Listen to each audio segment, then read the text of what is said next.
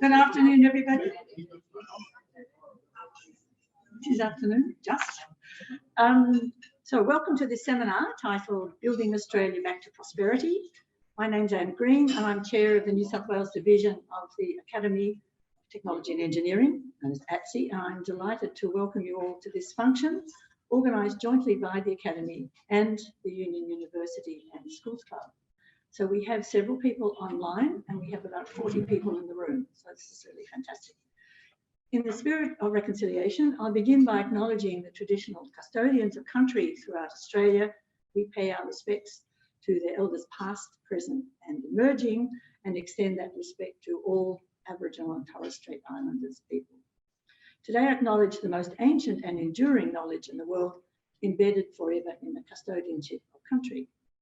So we're joined today by fellows of ATSE, Academy of Technology and Engineering, members of the Union University and Schools Club, as well as friends, collaborators, partners here in person at the club and from across Australia. So welcome to you all.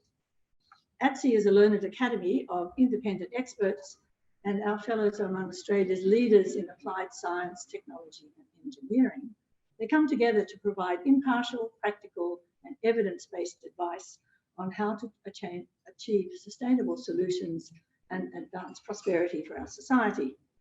So just a few logistics for today's webinar. Technical organisation is via the Secretariat of ATSE and the Union Club Administration, and I thank them tremendously for their assistance. As I said, we have participants online and in the club. Online attendees will have their video and audio muted during the talks. However, there will be ample time for questions via the Q&A function after the presentations. People in the room, of course, again, will have questions after the presentations. Also, for your information, the presentations are being recorded and will be posted to the ATSE website. So for today's seminar, we've been fortunate to secure two eminent experts who are outstanding thought leaders and decision makers in Australia's infrastructure industry. They will address Australia's post-COVID focus on infrastructure around key questions. How will the projects be chosen? How will they be financed? How will they be delivered? And so it gives me great pleasure to introduce the first speaker, Dr. John Pickhaver.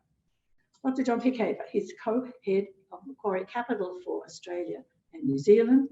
He has 19 years of experience in the finance and infrastructure sectors, both as a civil engineer and in infrastructure finance. For this, he's very well qualified with a DPhil in civil engineering (tunnelling) from Oxford University and subsequently a Master of Applied Finance. While at Macquarie, John has advised on corporate and project financing, mergers and acquisitions, and arranging debt and equity for a variety of transactions involving infrastructure. He's also provided strategic financial advice to corporates in relation to capital structure reviews and governments in relation to projects, assets and financing. John is currently chair of the advisory board of the Warren Centre for Advanced Engineering at the University of Sydney. Please welcome John Pickhaver.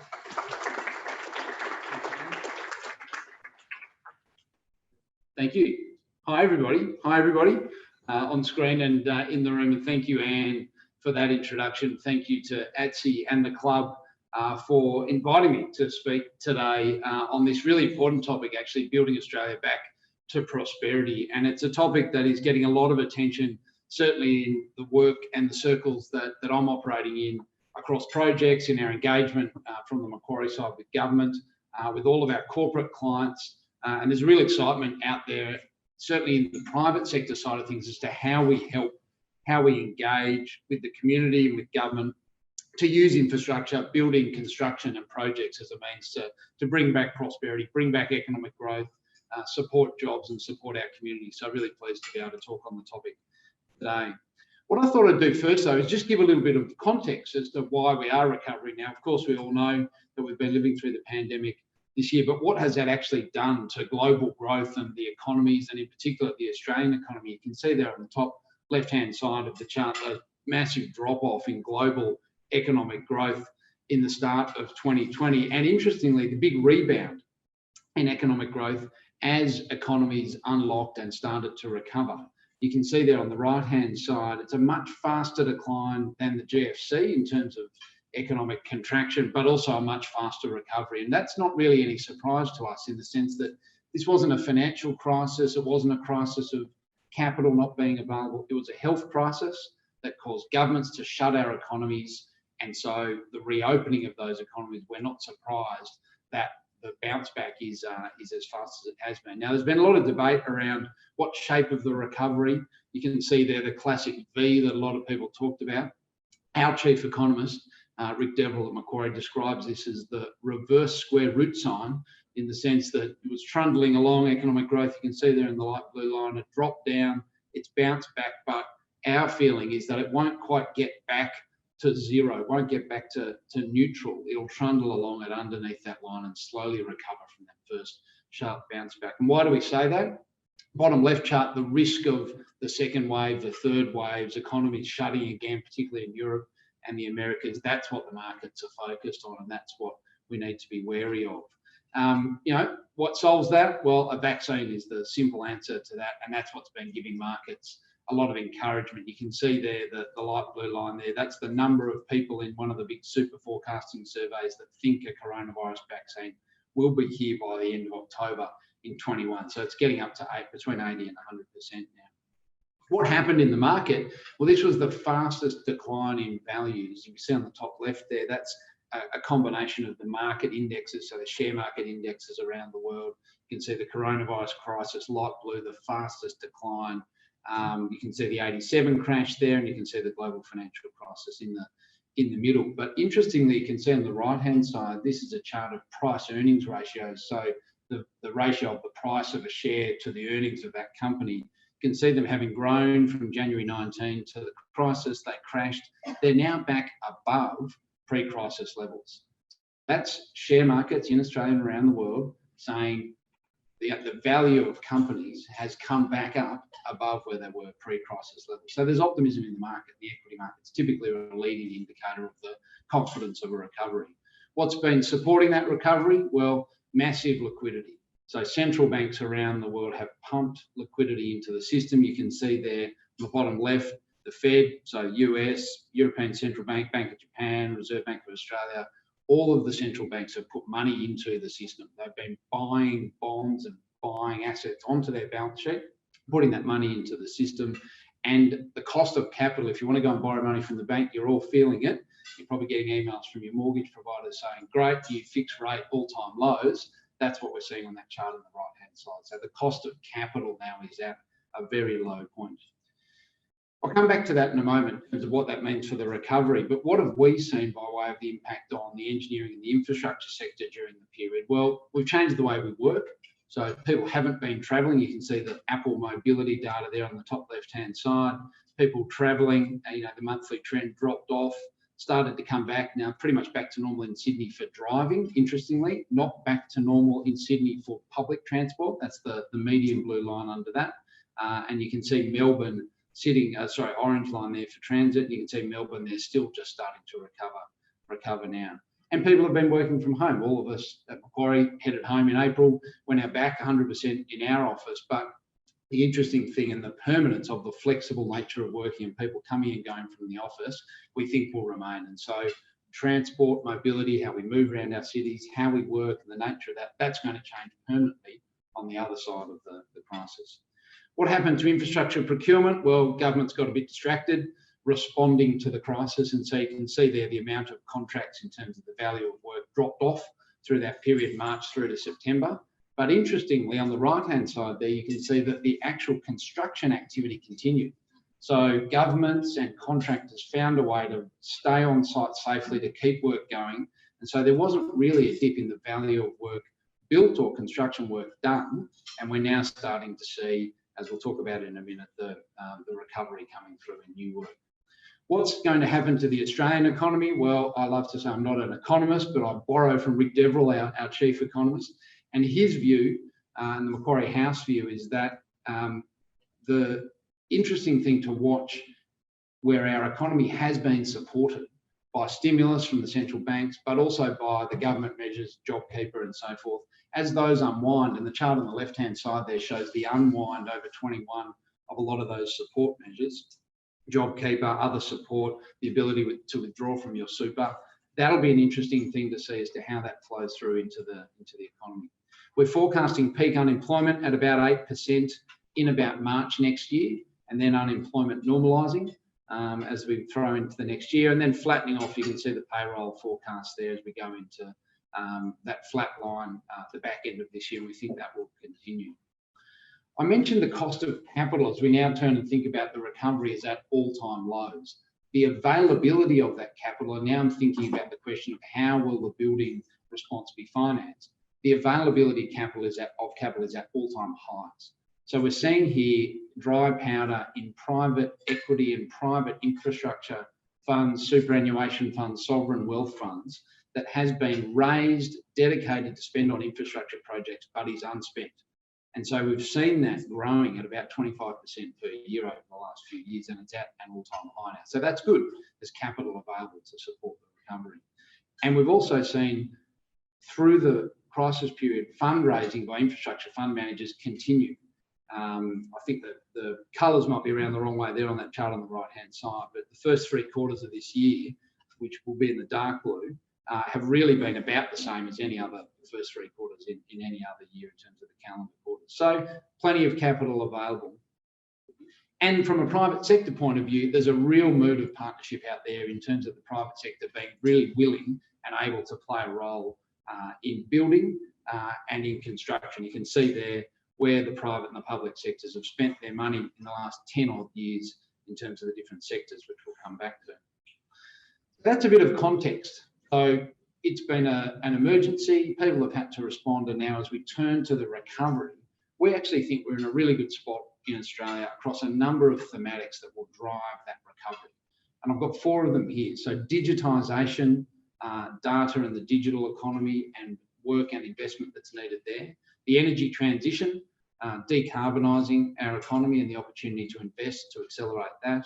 Urbanisation, bit of a different thematic. That thematic evolves, as we'll talk about. And then sovereign resilience, local industry, local manufacturing, defence, cyber. These 4 thematics we think will be the 4 that will drive an opportunity for investment and building that recovery to prosperity. I'll touch on those very quickly just to give you a little bit of a flavour as to what we're seeing. Now, no surprise, everyone working from home, internet volumes spiked up. They've been growing anyway over the last decade, but you can see there on the right-hand side the daily network usage in terms of terabits per second stepping up during COVID compared to the pre-COVID times, unsurprisingly. But this is a chart I quite like. This is the ratio of online sales to bricks and mortar sales. So bricks and mortar go to the shop in dark blue on the bottom, light blue on the top was online sales. When you get to January, February, March, what do you see? A huge spike in bricks and mortar sales. That's everyone rushing out to Coles and Woolies to buy toilet paper and cereal and Weet-Bix and canned beetroot and everything else. And then what do you see after that? A massive spike in online sales. And so everyone's operating from home and we're all on Amazon and everything's getting delivered. So it's come through in the data. Now, what does that mean? It actually means we need a sustained investment in our telecommunications, our data, and our networks that support the digital economy. We can see that that's been stepping up, trundling through the early 13, 14, 15 at about the same level, but really stepped up in the last 5 or 6 years, and we expect that trend to continue. This is projects and M&A in the infrastructure and the digital space. The next thematic I mentioned was the energy transition. There's a lot on this slide and a lot in the room, and on the lines will be familiar with the investment opportunities, obviously, that we're seeing here. But we do see an ability for a green-led, decarbonisation-led accelerated recovery, and being able to use stimulus, governments around the world and corporates with their environmental and social responsibility lens and the changing community expectations around decarbonisation to accelerate that transition. And so noted here are a number of statistics around the expectation of money flowing into different sectors in terms of storage, in terms of pumped hydro, the transmission and distribution, investment that's required across our networks to support the new types of generation, energy from waste, carbon capture, use and storage. There's a lot of projects going on, a lot of opportunity. Now, there'll be debate and questions perhaps around the policy framework that will support that. There remains a bit of volatility and uncertainty, and we like certainty in frameworks for investment, but notwithstanding that, we do think that that's a big thematic that we'll see as we recover. Now, population growth and urbanisation used to be the drivers of our need for infrastructure. Australia ran at 1.5%, thereabouts net population growth compared to the OECD average of about half that historically over the last 20 years. And the vast majority of that population growth was in our urban centres, which drove the need for transport, for health, for community infrastructure. That's changed a bit. No one's come to Australia in the last 9 months, and we expect that to step up over the long term, but in the short term, the population driver won't be there. So our different ways of working, different ways of travelling, different community expectations will be what drives the need for infrastructure. And of course, government using infrastructure as a means of stimulating the economy, and no doubt Romilly will talk about that shortly. The last thematic that I thought I'd touch on is one that we didn't have on the list this time last year. It's about resilience. It's about local Australian resilience, self-sufficiency in manufacturing, in our defence industry, in our technology provision, and not relying on overseas supply chains. We think there's a lot of investment opportunity here across a number of these sectors as we step forward into supporting the recovery. And so the last slide from me, our view is a long-term one. You know, the opportunity now with capital being available at an extremely low cost and a clear identification of thematics that can be used to invest that capital into to support the recovery, we're pretty optimistic actually about the ability for Australia, with its combination of capital, governments and industry, to come together and use infrastructure and use building to help support the economic recovery. I'll stop there. Thank you very much.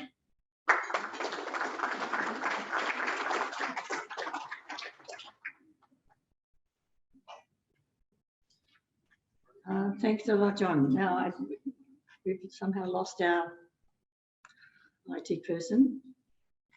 I can't believe it, but you're going to have to be... This thing is going slowly. Here we go. So let me introduce Romilly, and then you can figure out how to... So our second expert is Romilly Madew, AO and FTSE, who was appointed Chief Executive Officer, Infrastructure Australia in early 2019. She is responsible for overseeing infrastructure in Australia, Infrastructure Australia's critical role in helping governments, for prioritising projects and reforms that best serve our communities.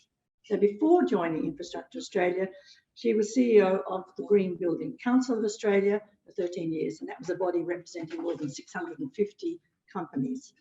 In acknowledgement of her contribution to Australia's sustainable building movement, Romilly was made an Officer of the Order of Australia in 2019. Fantastic. She's currently a Commissioner for the Northern Territory Economic Reconstruction Commission, member of Placemaking New South Wales Advisory Committee, and independent chair of the Currawong State Park Advisory Board. Romilly was recently on the expert advisory panel for CSIRO report on climate and disaster resilience, and has held board positions for the Australian Sustainable Built Environment Council and the Sydney Olympic Park Authority. Please welcome our second expert. Thank you, Anne, for the lovely introduction.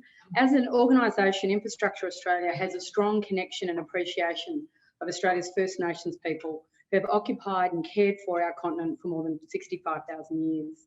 So I'd like to begin by also acknowledging the traditional owners of the land on which we meet, and pay my respects to elders past, present and emerging, and any Indigenous leaders in the room today. I also want to extend my warm thanks to the Australian Academy of Technology and Engineering for inviting me to speak today alongside John. And I'd also, it's a thrill for me to have one of my closest friends here today, Jane Spring, who we went to university together, we used to row together, and now we do ocean swimming together. And her husband's here, and he was our rowing coach. And I also say hi to both her parents. So thank you very much for coming. Jane and I actually do this regularly in supporting each other when we're doing work events. Last year, as you can see by my new badge, apparently the newbies get this.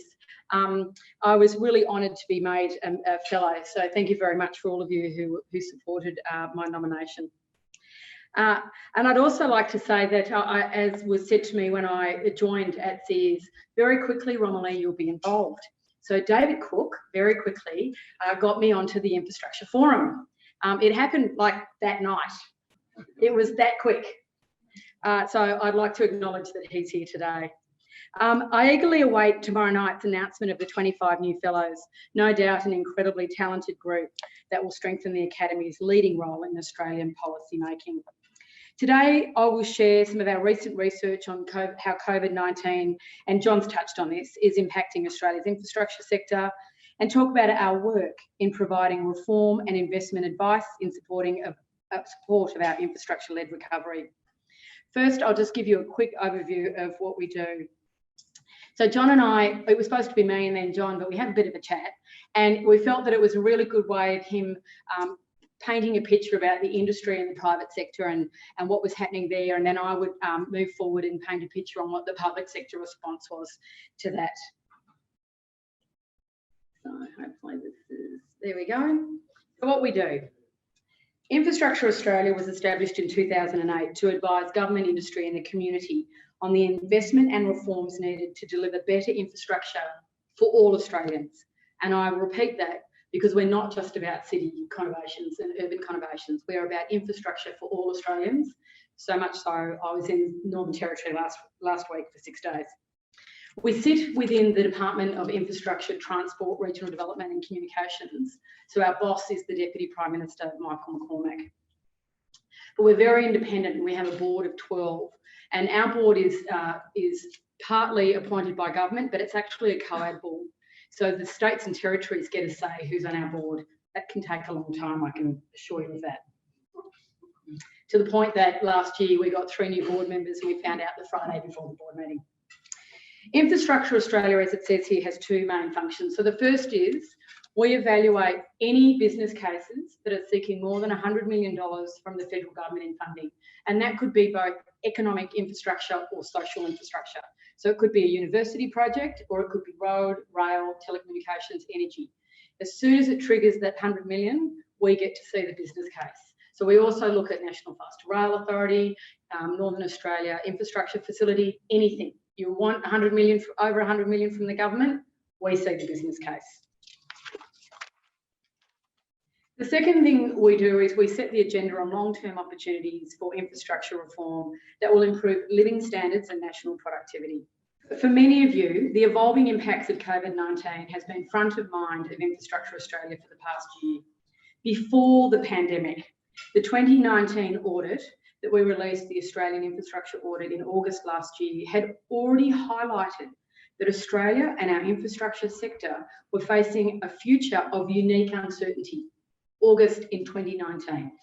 We highlighted changing climate, structural shifts in the economy, rapid technological development, changing work and settlement patterns, and new consumer expectations as key trends that contributed to unprecedented period of uncertainty. And while Australia has fared comparatively well in containing the spread of COVID-19, before the pandemic hit, we're also dealing with the collective impacts of drought, floods, bushfires on our communities. As 2020 draws to a close, we're looking at a vastly different infrastructure sector than we were this time last year. We recently undertook a survey of the infrastructure market impacts of COVID-19. Reflecting on July to September market conditions, the survey reveals Australia's infrastructure sector operators have been impacted by disruption to supply chain, reduced access to labour, particularly interstate and international, and reduced financial performance.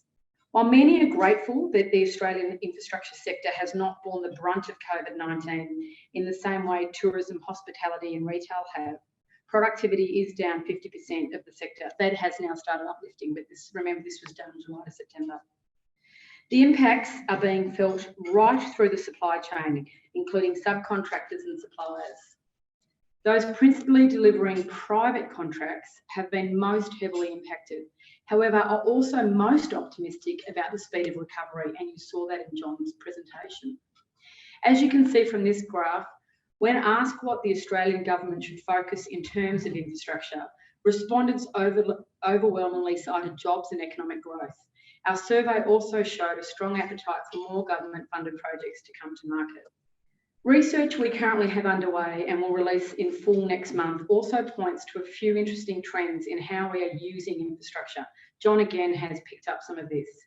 The pandemic has resulted in radical and sustained decline in people travelling to traditional centres of work and accelerated new ways of working through our suburbs. 48% of infrastructure businesses currently have staff working from home. Public transport patronage has decreased, and John picked that up. There has been a mode shift to private vehicle use, and there has been an increase in the share of active transport, e.g. bicycle and walking. Bike commuting is predicted to increase by 55% on pre-COVID levels. Digital service offerings have rapidly developed, particularly in metro areas such as technology to assist with social distancing on public transport. We're still seeing less economic activity in inner city CBDs, and in recent months we have seen reduced travel to CBDs, and most local travel, however, has restricted ease to road use is recovering. On the flip side, local congestion has grown. The terminology I used the other day is there was roadblock around Bilgola Bends. Whoever thought that was going to happen? Micro freight has also grown immensely. Australia Post has estimated 2.4 billion e-commerce boom. Deloitte has found the number of parcel deliveries increased by 26 million on the 2019 figures, with activity in regional Australia increasing at a faster rate than in metropolitan areas. In terms of bandwidth and connectivity, there has been a significant change in load patterns due to work from home, again, as John stated. There has been a significant shift in people moving their services over to the NBN, and total NBN traffic is up 26% through between January to April. The development of 5G infrastructure and uptake is also increasing. With various stages of lockdown, we've seen increased demand for national parks, green and blue spaces. Here in Sydney, 100% increase in visitors to Western Sydney parklands. Greater value is placed on this kind of infrastructure, accelerating a trend underway in placemaking and delivery of livable communities. Amidst this period of uncertainty, the challenge for Infrastructure Australia has been to deliver a meaningful policy response that ensures infrastructure plays its role in the recovery effort. For us, that meant working closely with our counterparts in the states and territories. Australia is fortunate to now have infrastructure bodies, we're known as the I bodies, in each state and territory based on the Infrastructure Australia model. Over the course of 2020, we've been working closely with the I bodies, as they're known, to guide the COVID-19 infrastructure policy response. Our discussions have focused on project streamlining, border restrictions and impacts of infrastructure delivery and supply chains, approach to exemptions. Sorry, I don't know why I keep jumping. Some moment. Which one did you want? The next one back. Thank you. I'll move that. Yeah, that's. Oh, is it? So on here, it's not. It's on principle-led recovery. You know what? I'm just going to watch it on the screen, and hopefully they can see it online. How COVID may be influencing infrastructure planning. For example, revised population forecasts and interaction with social infrastructure. Financial health of Tier 1 civil and building contractors, and the extent of risks to government, and COVID-19 and its effect on site productivity, including hospital projects. Together, every state and territory in Australia agreed to these 10 common principles of infrastructure recovery. And I just want to focus on one, and that is build confidence in the sector and future project pipeline. Australia did something quite unique. We didn't shut our sites. In most countries, if you look at the UK, New Zealand and many other countries, they actually shut their sites. Evidence came out of one of those jurisdictions and their sites were shut for 5 weeks. When they came back on site, their safety issues increased. 5 weeks shut down, and they had all these safety issues. We don't know why that occurred. It just came out of the analysis of the jurisdiction that that shutdown caused safety problems. Whereas in Australia, ours slowed down. We introduced drones and QR codes, and we split our shifts. But we didn't slow down the construction. We kept our sites open, and it was quite a unique thing. And I can't even explain the amount of collaboration that had to occur at a local, state and federal level for those sites to remain open. It really was a unique thing that Australia did. Our aim has been to ensure that government and industry have the support to take action on key reforms that will see a balanced approach to rebuilding right across the nation. While the depth and longevity of the impacts of COVID-19 on the infrastructure sector are still largely unknown, we do know it is maintaining a pipeline of nationally significant infrastructure investments that is the crucial first step. So I just want to touch on our infrastructure priority list, known as the IPL.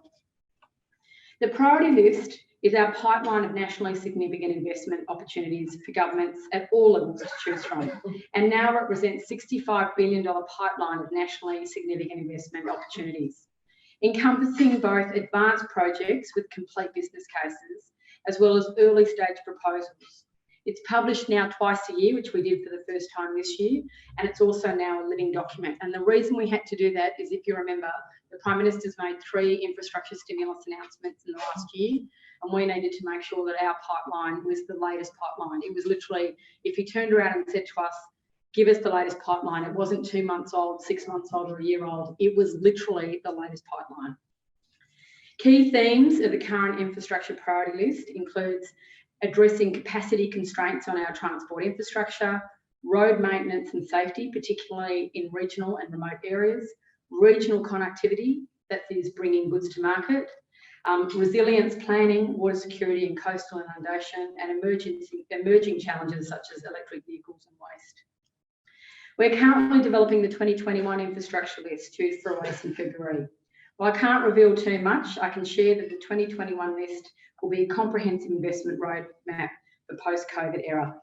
Through the 2021 list, we will highlight the infrastructure investments that are needed in the short and medium term to respond to immediate challenges such as COVID, capacity constraints in high growth areas, regional service gaps, as well as forward-thinking proposals that will deliver long-term productivity and community benefits. The IPL is developed through a transparent and merit-based assessment process, and it brings focus to the investment opportunities that will deliver flexible, agile and resilient infrastructure services that better respond to our changing and diverse community needs. We have adopted a user-centric approach that seeks to deliver better community outcomes across infrastructures through access, quality and cost. In assessing proposals for the 2021 list, we have asked how each potential investment opportunity can improve quality of life, access to jobs, education and services for everyday Australians. It's also about taking a no surprises approach and giving government, industry and the community clear visibility of the infrastructure pipeline. So I just want to talk about market capacity. This is a huge issue in Australia. We need clear visibility over the infrastructure sector's capacity to deliver on this pipeline. The Australian infrastructure market has long-standing challenges associated with access to skills and materials, as well as risk appetite. COVID is materially compounding these challenges in the sector, including disruption to the project pipeline, impact on work sites, and industry preparedness to accept risk. It is vital that we understand the challenges and opportunities faced in planning, funding, and delivering infrastructure in order to support the COVID recovery. I'm pleased to share, with additional resources in the recent federal budget, Infrastructure Australia has been tasked with delivering an annual analytical assessment of infrastructure market capacity. Our research will bring together Commonwealth, state and territory and industry data to provide an annual snapshot of market capacity to support target investment and reform. It will be a critical tool to help decision makers understand the capability of the sector to respond to investment signals from government and the private sector. Market capacity is essentially a prediction forecast of supply and demand for infrastructure project, labour risk and materials. As part of this project, we are planning to build a predictive data visualisation tool that takes inputs from the demand side to predict what demand of skills, resources and risks will be. Let me just make that a little bit easier for you. Just say we're building a light rail up to the Northern Beaches. And that's coming online, for those of you who know the Northern Beaches, that's coming online to say November 2021. We're hoping to be able to put that into our modelling, and it'll immediately be able to say to the New South Wales government, you either need to slow it down or you need to look for these particular engineers, planners. We may not have the right concrete, or we may be missing out. We may not be able to access certain equipment from overseas. And as John quite rightly called out, we're looking at bringing that more into Australia now, around bringing more of that manufacturing and skills on site, but we may not still have that. So what's the technology available for next year when we want to build this that we may need? It may be drones that we're linking up to data and be able to look at that. But that's the type of analytics we need, because we have, in the coming years, continued pipeline of infrastructure. And our capability, both at the private sector level and at the public sector level, is constrained. So we're the second country in the world that has the highest number of mega projects. That's projects over $1 billion. So then we have an expectation that our public sector can deliver that we have the skills in our public sector to deliver those mega projects. And we do have some constraints there. So we're hoping with the work that we're doing that we're able to identify quickly where the pinch points will be, and we can alert both state and federal governments quickly on what those will be and try and mitigate against them. So 2 more slides to go. One of the pieces of work we're doing next year is the 2021 Australian Infrastructure Plan. Our infrastructure market capacity research provides an opportunity to understand where the pressure points are, as I've said, and address long-term challenges. From women's participation, which is only 12% in our sector, just saying, to the allocation of risk and structuring of contacts. It will also give us evidence base which will feed into our ongoing investment and reform advice, including the next Australian Infrastructure Plan, and it's due for release mid-2021. The plan will champion pragmatic reforms to drive productivity, sustainability and quality of life for all Australians. The plan will include sector-specific analysis of reform opportunities across transport, energy, water, telco, digital, social infrastructure and waste, as well as cross-sectoral recommendations on place, resilience, sustainability, industry productivity and innovation. Basically, we have subject matter experts on every single one of those things I just mentioned. We've gone from a staff of 27 to 50, and we've onboarded half of that during COVID. We are measuring the impact of reform recommendations using a bespoke multi-criteria analysis tool that weighs each proposal based on its contribution to the community's desired outcomes. A detailed implementation pathway will also be delivered as part of the 2021 plan, informed by extensive engagement with experts and thought leaders across government, industry and the community. This includes many of my ATSE colleagues who have already provided valuable insights.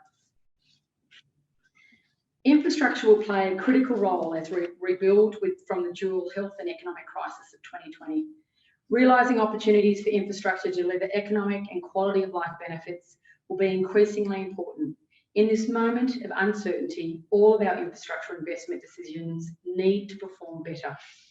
This reason, Infrastructure Australia is focusing on creating an evidence base that supports Australia's economic recovery and ensures infrastructure services respond to our changing and diverse community needs. Next year, IA is releasing 3 key documents to support this agenda: the priority list and the plan, as well as the inaugural infrastructure market capacity report. To find out more about these forthcoming releases, sign up to our newsletter via our website or follow us on LinkedIn, on Twitter. We look forward to sharing these landmark documents with you in the coming months. Thank you very much.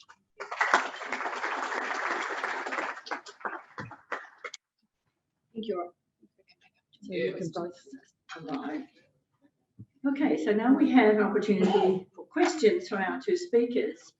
I've got one question while we're waiting. Peter is going to manage questions in the room, which means that you need to come to the microphone. We can't hand around a microphone. But we have one for John from Vanilla Burrows online. So what's your view around decentralisation now? Building jobs and growth in the regions, because working from home has done a lot to allow that. Thanks. There we go. Make sure everyone can see me at home. Yeah. That's a really good question, and we are observing the desire, the community desire, to continue with the flexibility of working from home. Now, people have maybe some observations on that. Different workplaces are doing that differently. To give you an idea as to how Macquarie is doing it, we're saying to our staff, we'll work really hard to make the office available and open to you, and you can come and go as you please. If you want to work from home and it works for you, keep working from home. We've proved that we can do it. If you want to come into the office, collaborate with your teams, have team meetings, do all those sorts of things, come and do that. We find a lot of our activities driven by our project partners and our clients, asking us to either to come in or we're sort of at the whim of our clients in that way. So supporting that, and it's a good question in the sense that you don't therefore need to be in the CBD, on site, in the project office, the bid room, or whatever it might be to deliver your services. So what does that mean in terms of the types of investments and the types of infrastructure that we need? We need less commuting infrastructure to central places of work. We need more infrastructure that facilitates that decentralisation. Largely, that's digital infrastructure. So we're seeing now, obviously, the investment in the NBN and people signing up to the NBN, but for regions and countries that don't have that as a network, we're spending a lot of time delivering fibre networks, delivering telecommunications towers, upgrading telecommunications towers. We're starting to see people like Telstra even announcing that they're going to sell a lot of their towers, largely because of the big CapEx requirement that's coming into the network, and the value of that infrastructure is actually much higher than the value of sort of Telstra on a ratio basis as a telecommunications service provider. The value in the infrastructure, very high. And so we're seeing some of these thematics emerging in that decentralised way. The other thing we're going to see in supporting that decentralisation is the nature of residential building changing. So no longer do you want 3 bedrooms, a kitchen, a lounge room and a garage.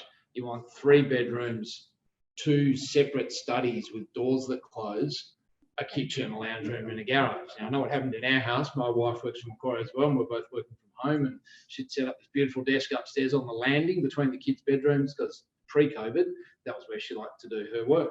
As soon as coronavirus, kids are at home, no door to the study. There's kids popping up and doing all sorts of crazy things. And so we actually converted a cupboard basically with a door into another study and shuffled things around. So we both had a space to work with a door. We're seeing that now in new designs for buildings, largely in regional and commuter belt type areas. The nature of our residential building will change as well. So pause there. Peter, looks like you're next. Did I see it? Over here, right, Jane. We've got a microphone. No, we're not allowed microphones. Yeah.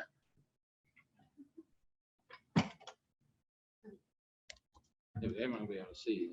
Thanks very much to both of you. I wanted to ask, Romilly, you mentioned the 100% increase in the use of public spaces, park-like spaces. I was wondering what views you both had on things like tourism opportunities in Sydney and further abroad. I've recently been trying to do some regional travel in New South Wales because it's time for a holiday for many of us. And I've really struggled to find places that had good tourism infrastructure. And I know it's not something that we have invested in New South Wales for a long time. The market really hasn't demanded it. And the result is that things are run down. They're certainly not, for those on the screen, I'm in a wheelchair. They're certainly not wheelchair accessible. So I'm wondering about your views on accessible and deeper tourism opportunities, particularly in that wonderful ring around Sydney where we can all travel.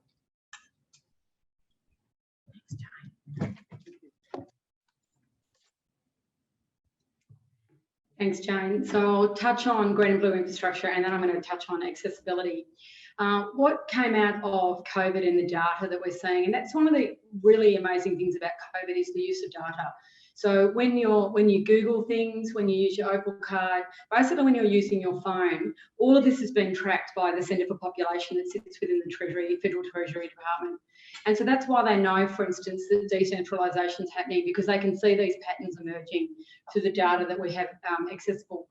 The other thing that emerged is our access and visitation at state and national parks went up by 30%. And so all of a sudden, we wanted to get out of the house. When we could get out of the house, out of the broom closet and the cupboard, where did we want to go? We wanted to go to green and blue space. And Jane is absolutely right. all of a sudden it showed that the services that were available and the condition that they were in, and this is all around Australia, they weren't able to cope. So I'll just give you one example. I'm a surf lifesaver.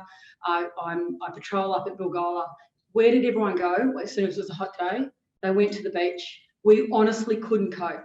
It was just, it was so amazing. And so all the local councils now have had to put these plans in place for us, and we all get a certain percentage of people that are allowed on our beach and blah, blah, blah. But it just showed, it actually highlighted, as Jane's quite rightly saying, and it also comes into play on future planning. So before it was like, oh yeah, we'll think about blue and green infrastructure, you know, later. Now, as John quite rightly said, when we're thinking about planning buildings, we're actually now thinking about when we're doing apartment spaces, we also have to make sure there's green infrastructure around. Because if we, God forbid, have this COVID goes on, the pandemic goes on too long, or we have another one in 10 years' time, people are demanding access to space and space that they could walk to. So that definitely has been shining a light on that. The second thing is coming back to accessibility. Jane actually did something last year, was it this year or last year? With Rod Staples. This year. Jane, Rod Staples is the current head of transport for New South Wales, and she said, I want you to spend a day with me travelling around Sydney. And Jane's in a wheelchair, for those of you who don't know, and she had Rod, and he said it was just, it was a day that through her eyes, he didn't appreciate what we need to do about accessibility of our transport network. And it really brought forward the fact that we need to really think about this. As I said, I was up in the Northern Territory, and so we follow Jane and Murray. If they go somewhere, I kind of think, if they can go there, then my three kids could go there. And I went to a site up in Kakadu, and I was taking photos for Jane because it was accessible. And I knew she could go to that site. But we have to be better about that, because there's a lot of Australians who do want to participate and use our tourism and fantastic national parks. And we can see that the amount of travel that we used to do overseas, how many people at Christmas would go overseas? Guess where they're going to be this year? They're all going to be here. They're all going to be here. I'm actually a duty officer now, so I have 21 beaches to look after. They're all going to be here.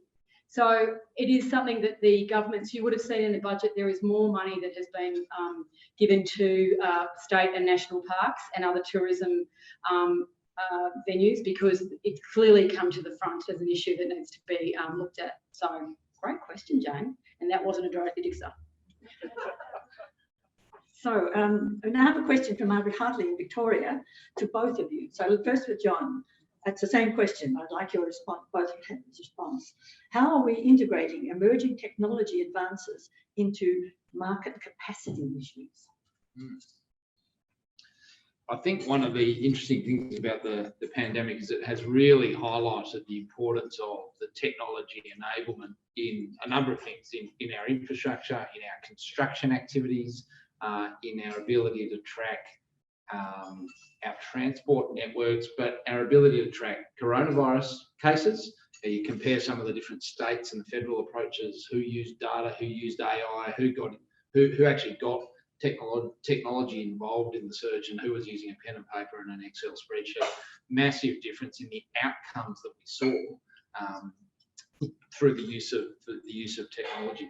And so when we think about capacity, and it's a good question, one thematic that we're seeing as an example of this is, if you look in the Australian Stock Exchange and what happened in the market this year, pandemic hit, companies' revenue, a lot of them went to zero. So if you're in travel, immediately Flight Centre, Qantas, revenue to zero.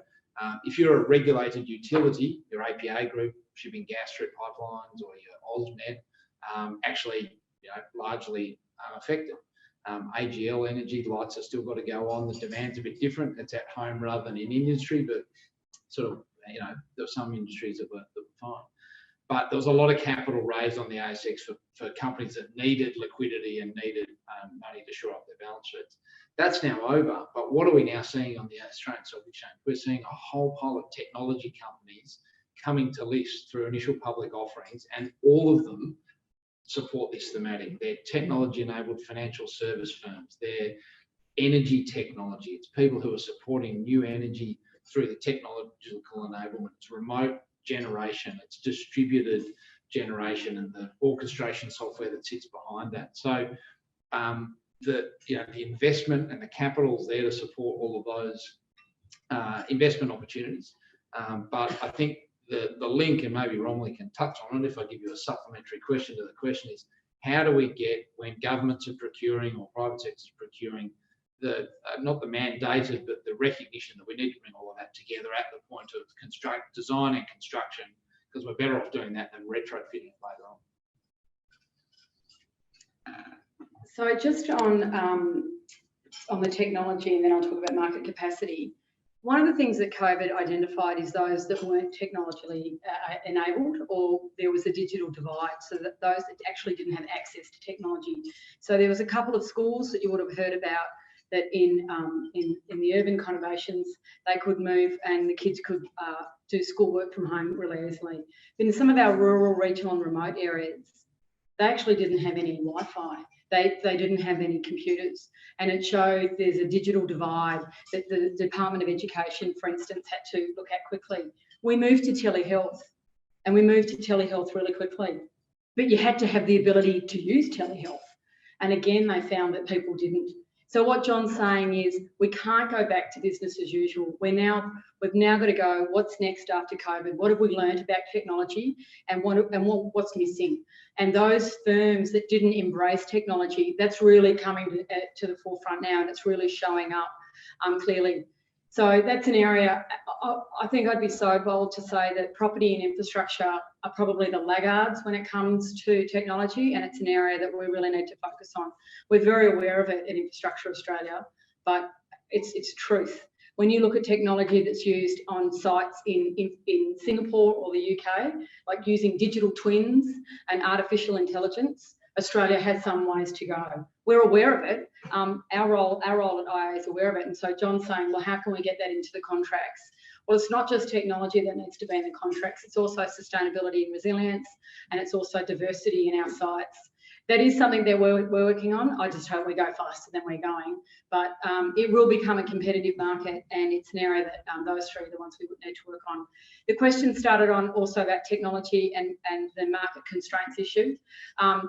The market capacity work that we're doing is all a data-enabled tool. So ours is completely driven by data and relying on technology. And so those states and territories that we don't feel that are at the stage that they should be, we will support them in making sure that they're collecting that data, because we have to collect data from all across Australia, and we need to, it's called data scraping anyway, we need to make sure that that there's some commonality there. So the work that we're doing is very much technology driven, and it will be all online, and you can get online. There's an interactive map already that you can use, the federal government use, and it's on our website with the infrastructure priority list, and it'll be all online and anyone can have access to it. So, but I think it's a great question that we have some ways to go when it comes to technology in Australia.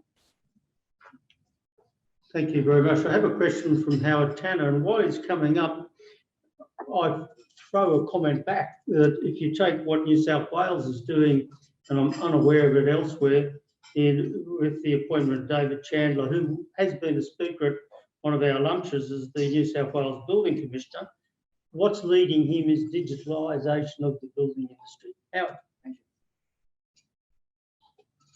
you. Well, I can't help thinking that COVID has actually forced us into the 21st century. We had all the tools, but we weren't actually using them. And so all the equipment was there, but really we were thinking about it. Now we have to use it. I think the thing that interests me is that this period has forced us to reflect rather carefully on our lives, the people we associate with, the quality of where we live, and really to reflect on how we might do better locally. And so it's a time when many people think it's just cute to import a clever consultant from Denmark or from anywhere, Iceland will do. And basically, we often had the talent here. We actually had the resources, but we thought that, I've seen all the big projects, we'll get somebody cute in from overseas and they'll put a bit of gloss on the project. Now, it seems to me that we really need to think pretty carefully about this time and the way forward, about using our place, our city, our country better, and really making the most of it, making the most of the people who we know are talented and skilled. And we need to get all the 40-year-olds into the front line. You know, we've got to bring them forward and give them opportunities. And so I suppose in doing all this, we look to the future. And the question is, how are we going to be in the future? How are we going to be more effective and self-sufficient? We've touched on that. And this question about, you know, oh, we'll just whip in a sofa from Italy and we'll buy X from China. I mean, I'm struggling to buy things that don't have made in China on them. And so this question of how we make ourselves more resilient in Australia with the things we need. Thank you. Is this to Romilly? Well, over to you. I'll give you one example of that. If you think about our mega projects, like the one being built in Martin Place, we use equipment from overseas, and when you commission that the end of the, you know, there might be something that equipment was brought in equipment from overseas, and then when you due to commission that, what do? You have an expert. Where the experts come from? Overseas. What happened during COVID? They couldn't get here. We couldn't commission. So very quickly they had to come up with a digital solution. But is that the right thing? We should be skilling our staff here in Australia to be able to commission that equipment. We should be developing that equipment in Australia. And it's really highlighted the issues that we have, because we just thought it was okay, we'll put them on a plane, they'll be here within 24 hours. That's no longer the case. And trying to get technology to work down a big tunnel is not always easy. So coming back to skills, so a couple of things. At a federal level, in the federal budget, there was a skills section in the budget about, you've got a lot of people in certain sectors that are struggling, whereas you've got a huge infrastructure pipeline. So there was money in the federal budget about upskilling and looking at those areas of people that need to be skilled. However, Victoria and WA did something a little bit different in their budgets. They actually embedded it. So in WA, they embedded in the contracts, you have to employ a certain percent on your sites. So it's something like the 30% have to be women on the sites. That's embedded now in their budget. You have to upskill, and actually the age I think was 45. So you have to upskill and have people and bring them in and skills on site, and there has to be a proportion of those that are 45 and older. So they're actually getting down into the nitty-gritty of how they can do this. Victoria did something similar in their budget that they announced this week, and they're embedding it in their contracts. And they're saying if you want to win this infrastructure work, you have to do A, B, C, and D. So you have to have a skills excellence body on site so that they're learning these lifelong skills. You have to look at the number of First Nations people that you employ, and again, they're getting skills. So you're absolutely right. We do have the people in Australia, and they are available, but we've got to make sure that we give them the skills and the experience so they can look at these opportunities in the future. And there are initiatives coming through on that. Romilly touched on local skills. Maybe I'll pick up local manufacturing and resilience there as a topic. We've come from an era of very open borders, global trade, and the lowest cost. So why is your couch from China? Because it's the cheapest place to manufacture that couch, even though it's being brought here into a showroom, and it's travelling a long distance to get here. And so there's been a lot of focus at the government level and also the corporate level on what are the ingredients that we now need to deal with in the Australian economy to be cost competitive, where we've got a driver for local self-determination, resilience, self-sufficiency. Do we have the skills? Yes. Can we quickly turn a factory from manufacturing vacuum cleaners to manufacturing ventilators, from manufacturing car parts and bike parts to manufacturing masks? We did it. We did it. It all happened. And so we know that we've got the skills and we've got the ability to do that. Now, in a pandemic, the cost of those masks on a per unit basis didn't really matter. Really, you just needed them, and we needed to make sure we had the capacity. So now we turn to, well, if we want that local resilience and we want that local self-determination, the local industry here, we need to make sure we're cost competitive. And it's why you see the government focusing so much on things like cost of gas. Gas is a big input and energy cost into our manufacturing sector. So bringing cost competitiveness into the inputs. Now, labour, we've got a higher cost of labour here emerging and developing countries. So when you put all of that into the mix, and I don't have the answer today that says here's how we bring all these costs down, but there's lots of questions you can unpick around the elements of that. But it comes back to the premise of the question, and technology is the answer to a lot of those things. We've got to do things cleverer with our processes and our systems. We've got to do things digitally. We've got to do things and handle them less. We've got to get our transport costs and our other costs down. The technology coming into renewable energy is bringing the cost of renewable energy down. Government doesn't have to do anything. It's just the fact that it's cheaper to build a higher capacity wind turbine now than it was 5 years ago, and so the cost of that energy is now much more cost efficient. How do we accelerate that, and how do we bring that to the fore? So I think that cost element is part of the question at the moment. If you believe the assumption that manufacturing is more expensive than overseas, and for a lot of things it is, how do we either live with that and be happy with that as a community, or move to a spot of cost competitiveness? Okay, so we have another question from Mark Hoffman in Newcastle, and he said, thank you for great presentations to both Romilly and John. That's our Mark, yeah. Yeah. Roll up from Sydney. Right. So his question is, it starts off, so transport infrastructure has been heavily focused on reducing commuting times in metropolitan areas. Yet post-COVID-19, there is a trend for regional and city belt areas. People are moving out. So is there an inconsistency in this? And the same thing can be also asked for telecommunications and health. So are we focusing the wrong way? What a great question for Yeah, thanks, Mark. publisher of the list. Yeah. For those of you online, Mark is a rower with Jane and I, former rower from Sydney. So one of the things I said in my presentation is we still don't know what we don't know. So the Centre for Population has been doing a lot of data crunching to see where people are moving to, what the patterns look like. But we are still experiencing COVID, and those patterns aren't making themselves as clear as they could be. But I can assure you that all the states and territories are actually looking at their modelling and forecasting. They might not be sharing it with you, but they're definitely doing it.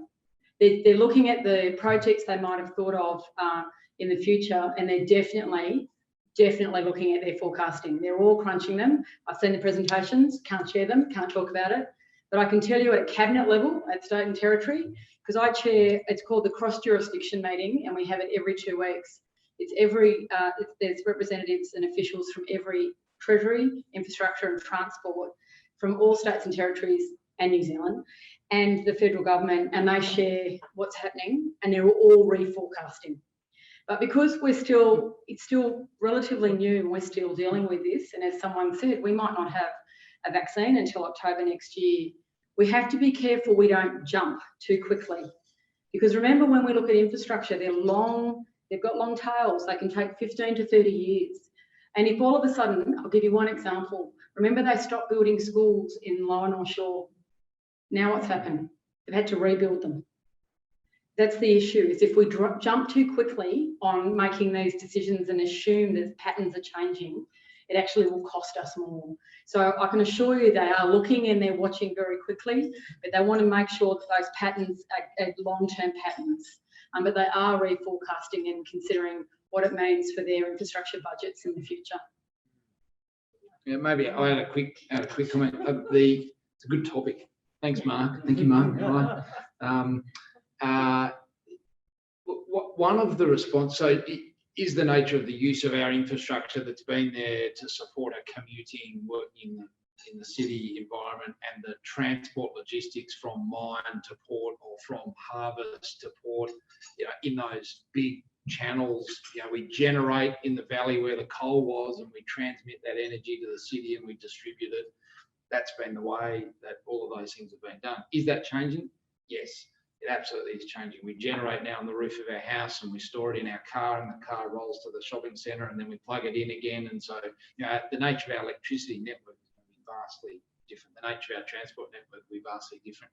The key thing with that, as we're starting to get involved in a lot of these projects, from schools to hospitals to roads, is flexibility in the use of what is it that we're building.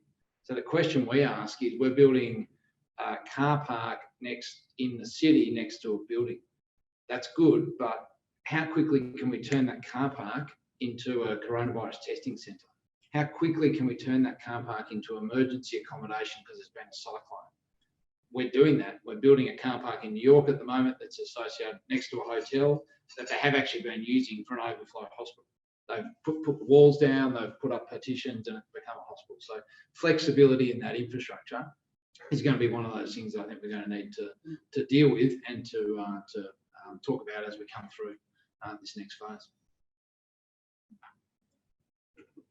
I think I had a question here from Bob. No, not spontaneous. I thought you winked or nodded. Do I have any questions, please, from the?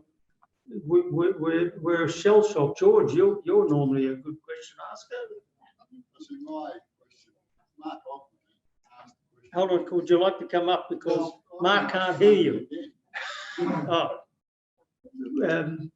engineers always ask, right? Do you have another one, Anne? I do. Please think of a question out of the room. Right, so this is picking up on what you were talking about, skills, like Romilly was talking about skills. So what should we be doing about skills training, and how should we be changing it, introducing, I guess, new courses, new structures for schools, for universities? I think when you're looking at skills, that's going to naturally change. You can see that if you look at what we all studied at university and what our kids are all studying. So whilst my son did a Bachelor of Architecture, he's doing a Master's in City Analytics at University of New South Wales. But Mark, you'll be happy he did his undergraduate at Newcastle. And his view is, how we're designing is changing. The pressure will be on our institutions to reflect on this the changing need of our economy. So that pressure will definitely be coming. The other one is the TAFE system. We all know that that has reduced. That the one area that we need to be focusing on is education across all forms, and that's an area that there's been a lot of focus on, and there has been money in budgets at a state and a federal level for looking at our TAFE systems. Where we see them on sites, for instance, the best form of skills is, so I'll give you an example. Lendlease was building, when they built Barangaroo, actually did their skills centre on site, because what they realised, they had a high proportion of Indigenous workers. But what they found is once they'd worked, they kind of wanted to go home. They didn't want to go to TAFE, they didn't want to continue with their skills, that. But when they put it on site, the training on site, the participation rate was higher. And so what I think is it's the changing models that we need to be thinking of when it comes to the skills. The traditional way that we've done it, which is you work during the day and then you go to TAFE at night or you go to university at night, I think that will start to change. I think we need to think about being more flexible in how we're teaching our students.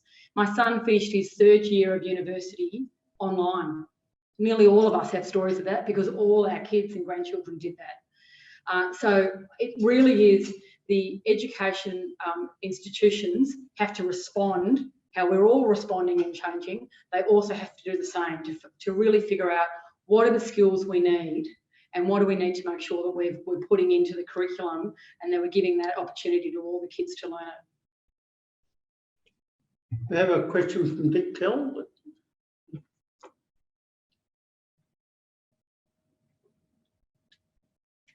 Dick's a bit slow because he's got two new knees.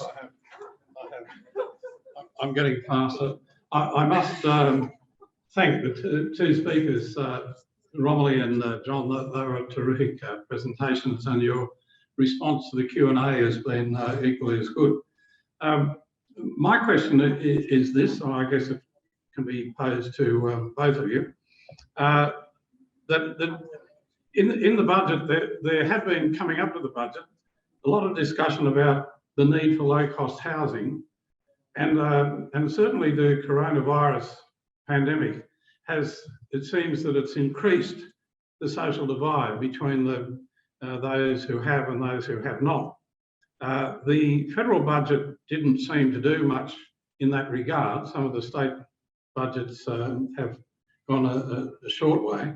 But for low-cost housing, for education opportunities, and I must say, the indications are that women missed out most as the result of the pandemic, and there wasn't anything certainly in the federal budget to address that problem, although one minister did indicate, a female minister I should say, that women can of course use the roads that are going to be built.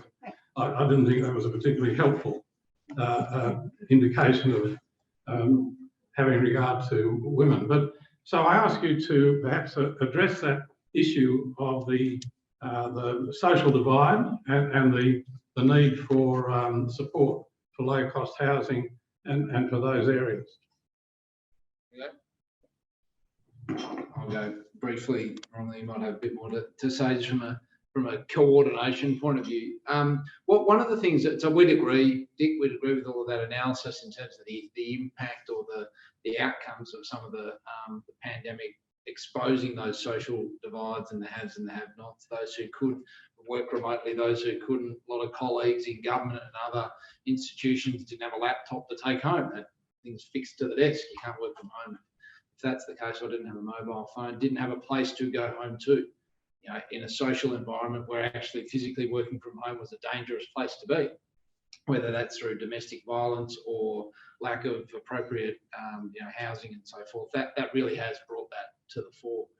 One of the things we've seen, and again, it comes to this flexibility of the things that we're building, is the projects that we're starting to work on, whether it's a university project, whether it's a transport project, where there's going to be a station, it's never just that. It's a university project that's providing a teaching space with some student accommodation and a local community centre that's plugged into the medical facility for the local community and a bit of green space and a childcare facility. It's never just that one thing. And so I think procuring authorities, governments, people who are developing infrastructure need to get cleverer about being able to plug all of those pieces together, because then you can say actually the economics or the sub-economic things that we need, but the community requires, so lower rent housing, community centre that's not used all the time, can actually be built as part of a broader project, and the economics shared from that point of view. So I think that's part of the solution. I agree with the problem. I think that can be part of the solution, but Romilly might have some other observations. Thanks. This is very much an issue that's been raised by colleagues at a jurisdictional level. I won't comment on the federal government. That's the budget for them and it's a matter for government. But when you look at Victoria yesterday, they particularly had an initiative specifically for women and to attract women back into working in and across all sectors in Victoria. I just want to give you one example of housing, and I want to talk about a plus and then what's come out of it. So if you think about our Aboriginal and Torres Strait Islander people, we were the only country, maybe New Zealand would have been the other country, where we protected our First Nations people. And what did it show? It showed that we could react quickly and we could collaborate. And we'd learned from previous pandemics that they were vulnerable when things like this happened. But what was the challenge? The challenge is they live in overcrowded houses and they don't have access to technology. So if all of a sudden you were locking their communities down, how are their kids going to go to school? And how are they going to ensure that the pandemic didn't go through a community?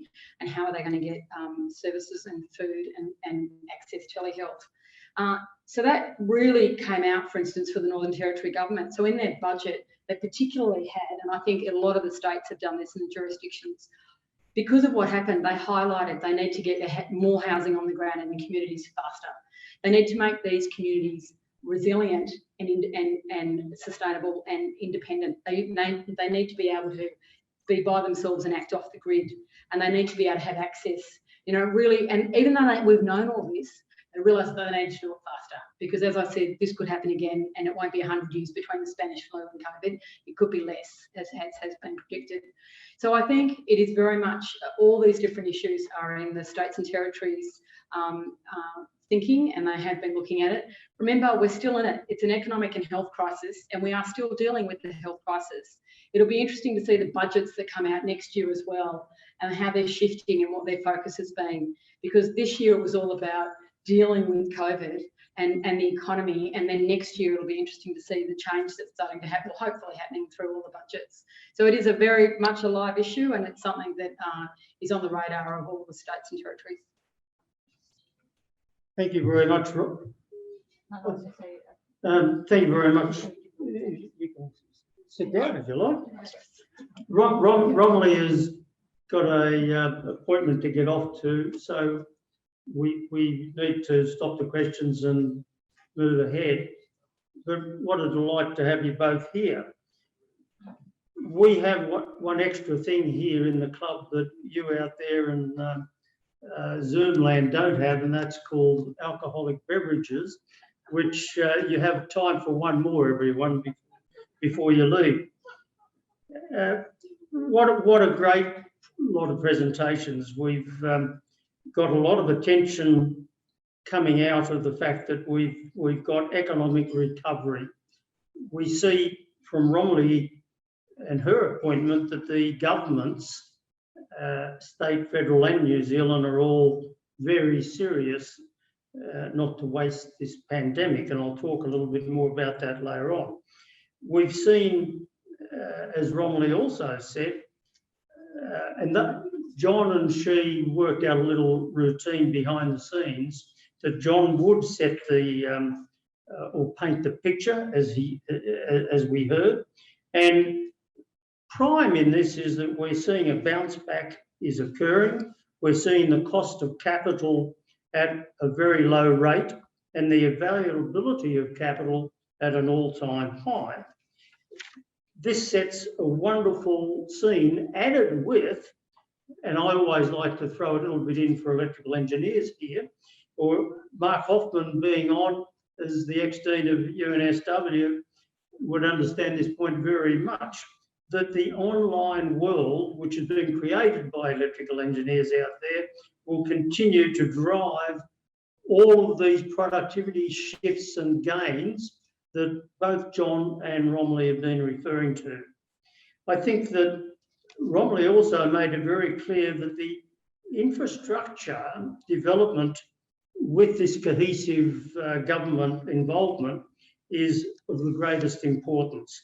It will employ people, it will generate efficiencies, it will do or take the things that John was also talking about in his picture of creating jobs in the country, and priorities are the infrastructure that will increase those efficiencies. Thank you very much. And of course, Romilly, we wish you very well in your organisation. If I can conclude before I move the vote of thanks by saying don't waste a pandemic. If you put John's picture with Romilly's Australia's must-dos, the evolution of wealth generation with the greatest productivity ever experienced in Australia is there. All we have to do is take it and work together to make it happen. In moving a vote of thanks, it's so easy. You've both been wonderful people to talk to us. It's a little bit sad that we're cutting it short, but for all of you other people out in cyber world, it's been great to see this delivered to you. For all of us in the room, we're very thankful of two excellent speakers, and if we can applaud you in the normal way. Now I'd like to reintroduce Anne Green back to just close the day and tell us about next year's meeting. Okay, thanks, Peter. So this is the end of the webinar. Thank you very much to the two panelists for brilliant, brilliant presentations. Thanks also to the organisers, so Peter and Dick, and to the technical staff at ATSE and also in the club. And to all of you for attending, both in person and online. So as Peter has alluded to, I'd like to bring you to your attention that our next event will be the annual Chaikin Oration, which is organised by ATSE in memory of Malcolm Chaikin, NSW, and that's to be held here at a lunch in the club on the 24th of February next year. So the orator for this, in fact, it is the 2020 oration because that sort of got smashed, will be the Honourable John Anderson, former Deputy Prime Minister and leader of the National Party. So it'll be a really interesting oration. So I hope you'll all attend to that. So I wish you all continued health and safety and every good wish for the coming festive season. Thank you. Good afternoon.